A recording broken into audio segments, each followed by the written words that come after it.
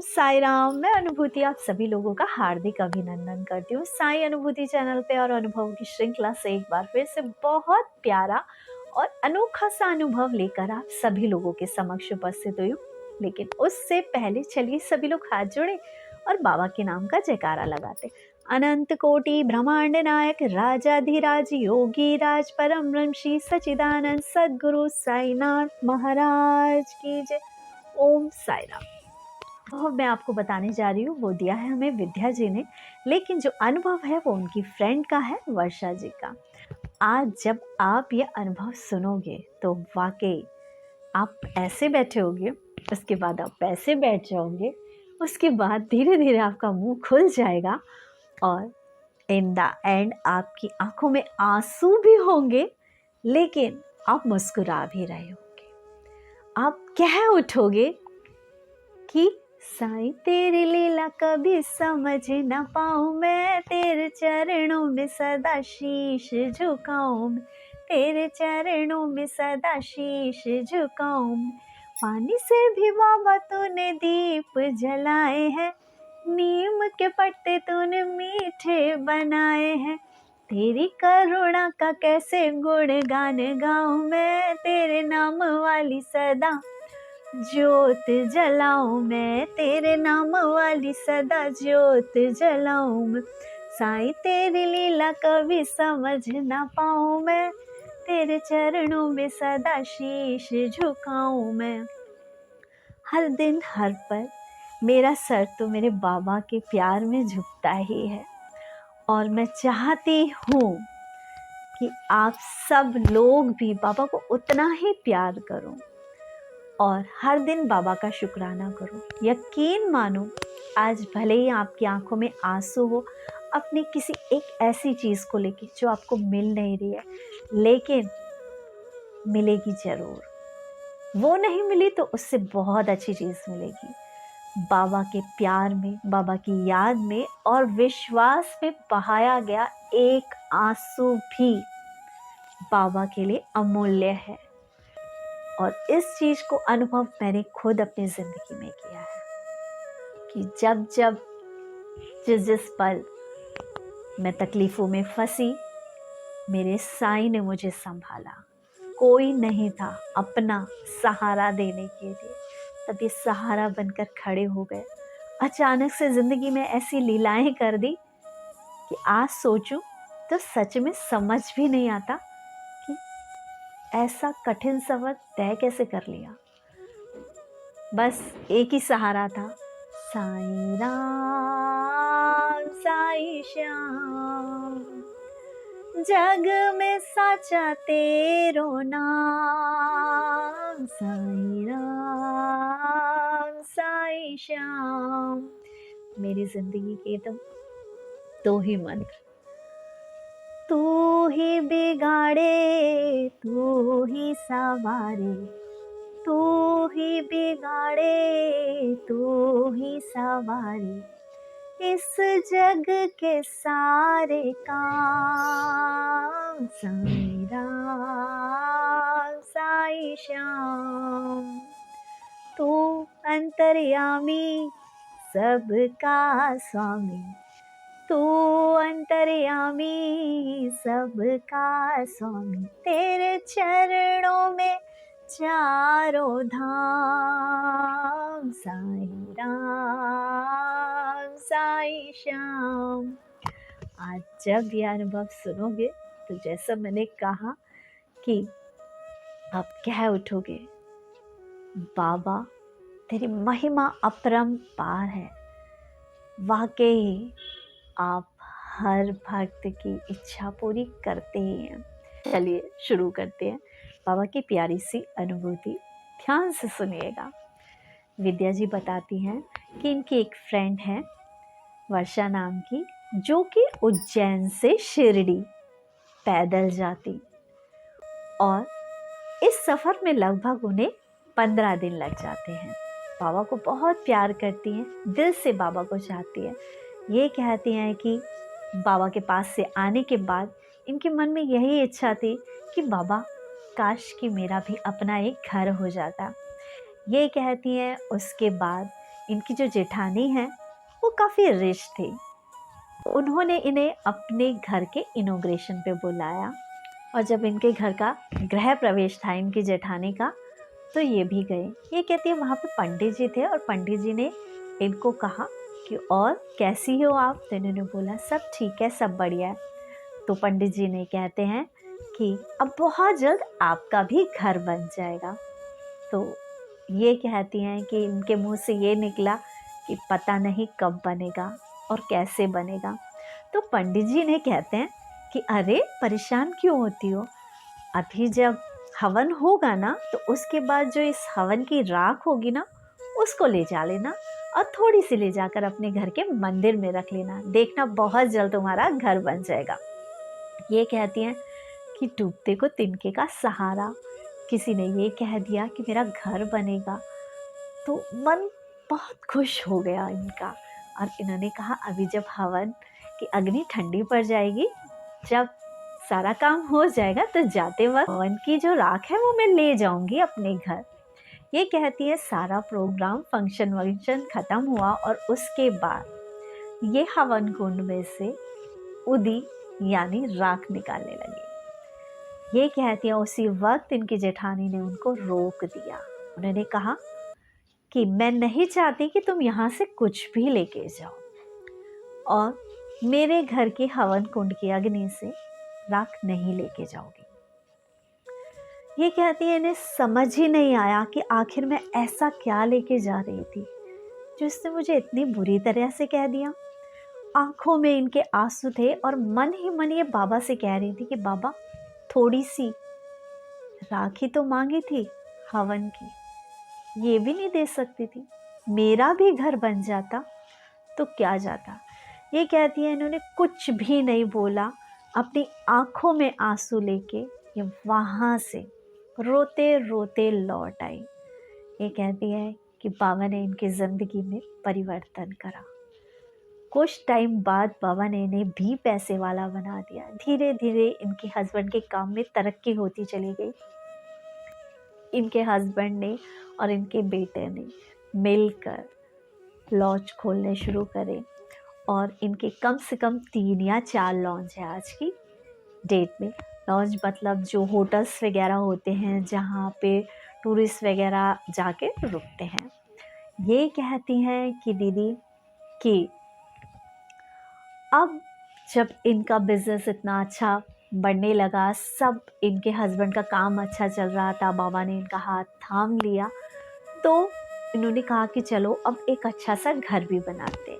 ये कहते हैं घर बनाने के लिए ये लोग किराए पे रहने के लिए अपने लिए रूम ढूंढने लगे। तो ये कहती हैं कि मेरी जब जेठानी को पता चला कि ये घर ढूंढ रहे हैं तो इनकी जेठानी ने इनको बुलाया और चाबी देते हुए कहा कि तुम ऐसा करो कि ये चाबी लो और तुम उस घर में जाके रह लो। यहाँ एक चीज़ बताना चाहूँगी, ये वही घर था जिस घर के हवन कुंड की अग्नि में से इन्हें 2 चुटकी राख भी ले जाने के लिए इनकी जेठानी ने मना कर दिया था। आज इनकी जेठानी उस घर की चाबी इन्हें दे रही है कि तुम जाके उस घर में रह लो और बोल रही है ना जाने ऐसा क्या हो गया कि दूसरे दिन से ही इस घर में ताला लग गया। 10 साल हो गए हैं लेकिन कोई किराएदार भी इस घर में नहीं रुकता और हमारा भी मन नहीं करता इस घर में जाने के लिए। यकीन नहीं होगा 10 साल बाद बाबा ने उस घर की चाबी इन्हें दी जहाँ से ये रोती रोती निकली थी। और आश्चर्य की बात तो ये कि इनकी जेठानी ने वो घर ही इन्हें दे दिया। आज ये उसी घर में रह रही हैं। आश्चर्य हुआ ना ये सुन के कि श्रद्धा और सबूरी में कितना दम है। जहाँ बाबा ने इन्हें एक तरफ पैसे वाला बनाया, इस काबिल बनाया कि अपना अच्छा बड़ा घर बना सकते हैं। जो लोग लॉज बना रहे हैं, 3-4 जिनके होटल हो रहे हैं, वो एक बड़ा घर भी बना सकते थे ना। और कितने टाइम पहले बना सकते थे, लेकिन बाबा ने इन्हें पहले स्टैंड किया और उसके बाद कहा कि चलो आप घर बनाओ।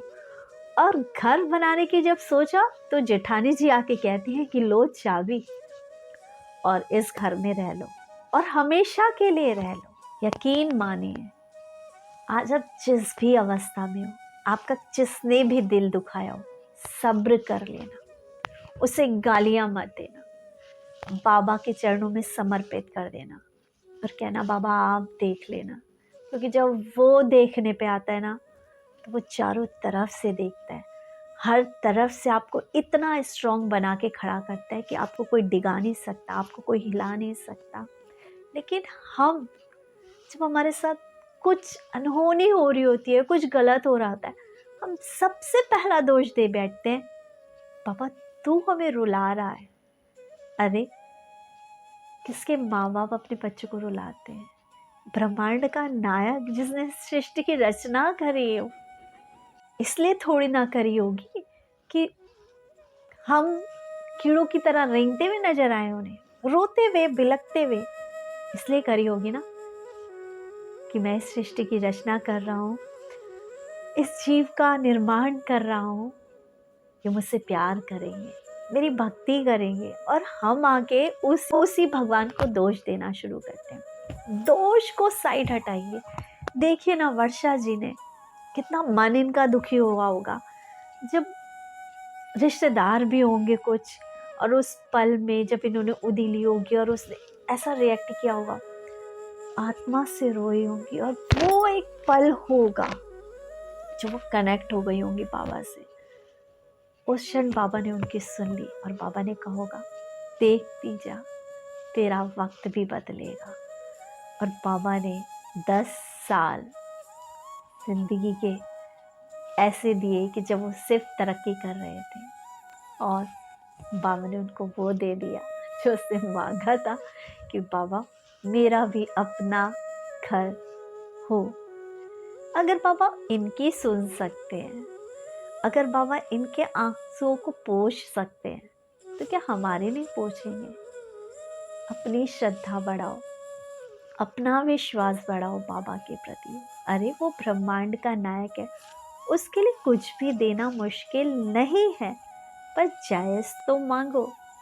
ये क्या किसी ने हमारा दिल दुखा दिया, एज अ नॉर्मल ऐसा ही होता है। किसी ने हमारा दिल दुखा दिया और हमने उसे ढेरों सारी गालियाँ दे दी ताकि हमारे दिल को तसल्ली मिल जाए। यकीन मानो या एक बार सोच के देखो, क्या वो गालियाँ देने से या उसके बारे में बुरा सोचने से, बुरा मांगने से हमारा भला हो रहा है?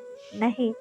उस पल उस क्षण हम अपने भगवान से भी दूर जा रहे हैं। उस पल उस क्षण हमारे शरीर में कुछ ऐसे एक्शन रिएक्शन हो रहे हैं जहाँ हम दुखी हो रहे हैं, जहाँ हम रो रहे हैं, हमारे सब में एक भारीपन हो रहा है।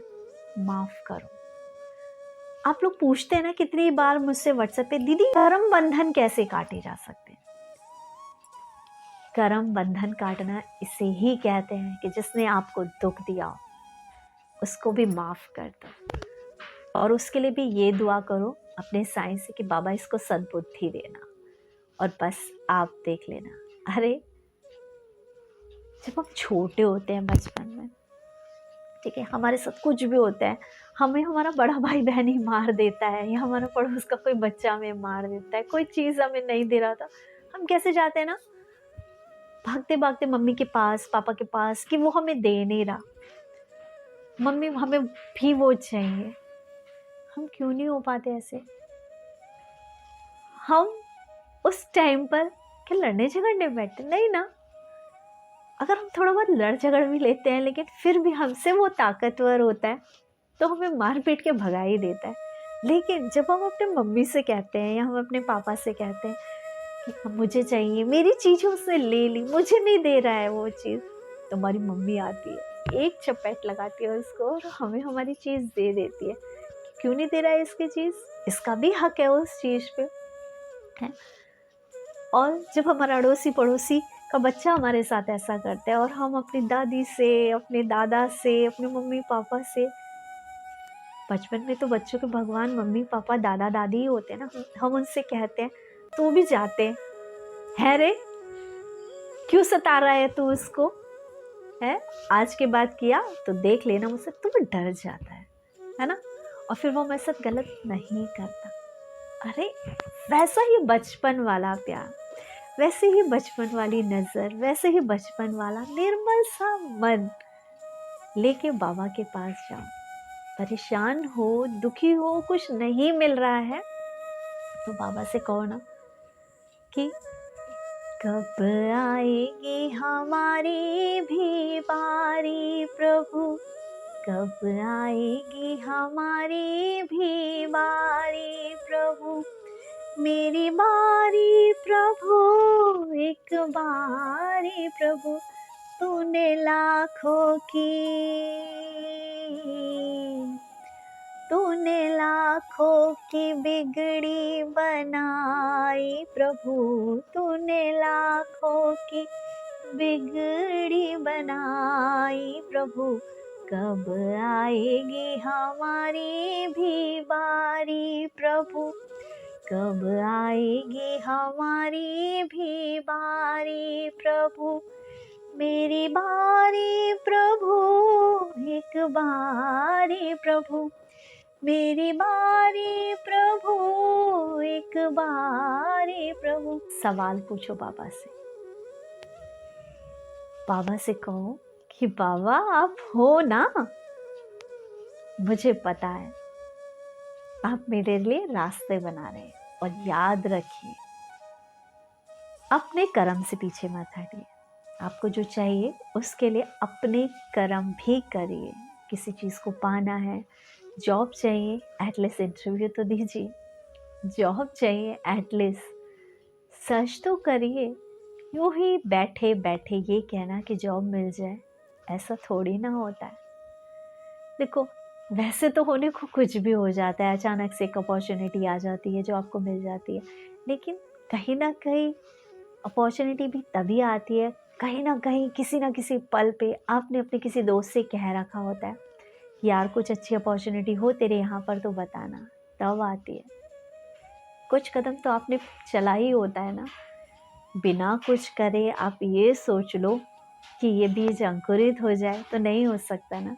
किसी बीज को अंकुरित करने के लिए भी उसको मिट्टी में दबाना पड़ता है, खाद पानी देना पड़ता है और पेशेंस के साथ वेट करना पड़ता है, तब जाके वो 6-7 दिन में अंकुरित होके छोटी छोटी 2 प्यारी प्यारी कोपल निकलती हैं। उसके बाद धीरे धीरे जाके वो बढ़ता है। ऐसी ही है हमारी ज़िंदगी भी। अपनी ज़िंदगी को अच्छा खाद और पानी दीजिए, अच्छी सोच दीजिए, बाबा के प्रति, ईश्वर के प्रति विश्वास दीजिए, क्योंकि सूरज चांद सितारों को रचने वाला ब्रह्मांड का नायक जिसने हमें रचा है, उसकी प्लानिंग हमारे से ज़्यादा हमारे लिए बेटर होगी, उसकी टाइमिंग हमारी सोची हुई टाइमिंग से ज़्यादा परफेक्ट होगी। इसी आस्था और विश्वास के साथ जैसा कि वर्षा जी के साथ हुआ, उनकी आस्था और विश्वास का फल बाबा ने उन्हें उनके जीवन की हर खुशी देके किया, और बाबा ने दिखा दिया कि मैं तेरी ज़िंदगी में हूँ। जिस घर से तू रोती हुई निकली थी आज वो घर उनके नाम ही है। तो आप सोचिए कि वो हमारे लिए भी कर सकते हैं।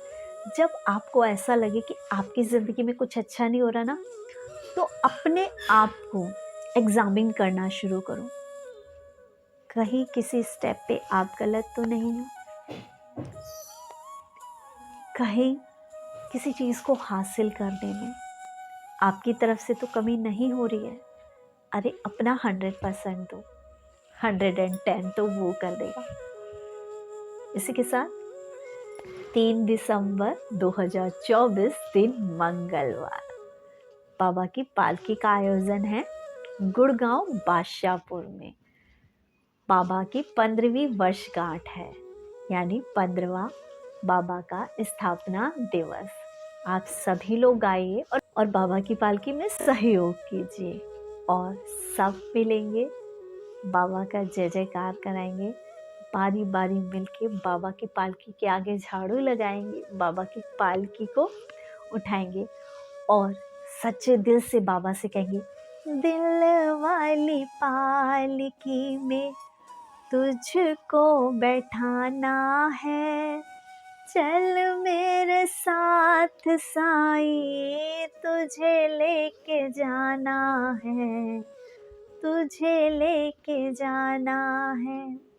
मेरे हाथों के भी खाली ये लकीरें हैं, मेरे हाथों के भी खाली ये लकीरें हैं, तेरे हाथों के भी सबकी तकदीरें हैं, तेरे हाथों में साईं सबकी तकदीरें हैं। सोया हुआ भाग मेरा मुझे भी जगाना है, सोया हुआ भाग्य मेरा मुझे भी जगाना है, चल मेरे साथ साईं, तुझे लेके जाना है, तुझे लेके जाना है। इसी के साथ चैनल को ज़्यादा से ज़्यादा शेयर करें, लाइक करें, सब्सक्राइब करें। ओम साई राम, जय साई राम।